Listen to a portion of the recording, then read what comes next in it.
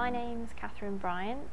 I work for Groundwork as a governance specialist. I'm the governance manager, but I'm also just about to become a trustee of Birmingham Solihull Women's. When the post was envisaged, a lot of it was going to be around supporting the board and committees and governance internally.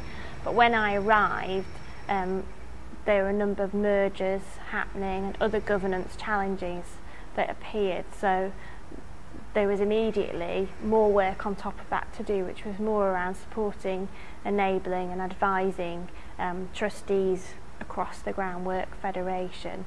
And at that point, Groundwork had about 50 separate independent charities.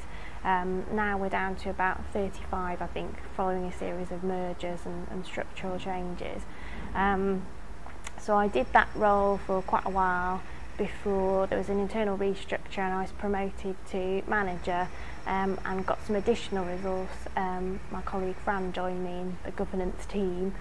So we've been able to support trustees, support staff who are employed, who work with trustees, because often they're the ones that are forgotten, I think, and they need support as well.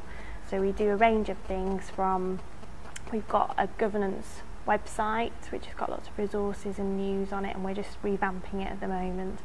We provide a helpline service over the phone so people can ring us with questions and queries.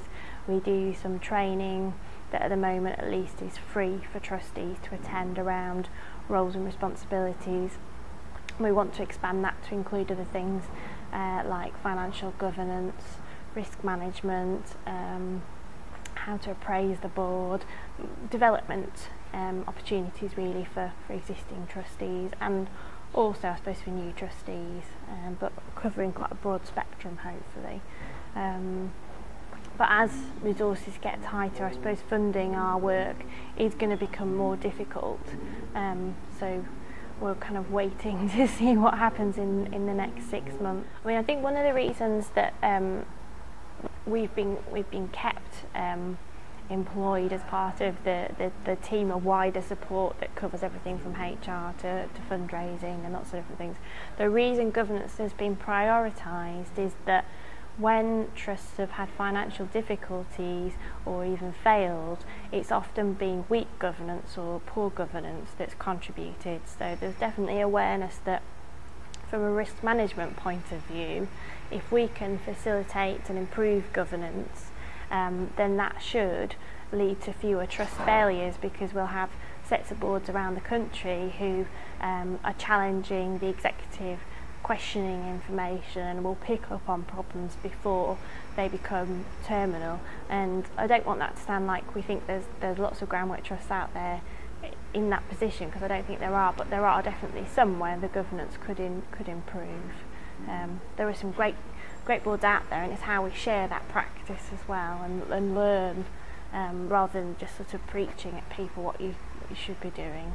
Priorities, I think there'd be two things. One would be training for trustees.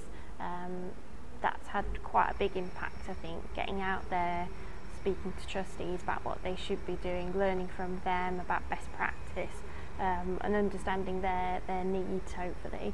And then the other thing that we do is advice. So it's everything from preparing model documents that might be model articles of association, model policies, through to just random sort of questions about how you'd organise your AGM, and having us on the end of a telephone or the end of an email I think has been quite helpful, and we get a surprising number of queries every day really. It keeps us very busy, considering that the number of trustees has reduced, the level of demand certainly hasn't.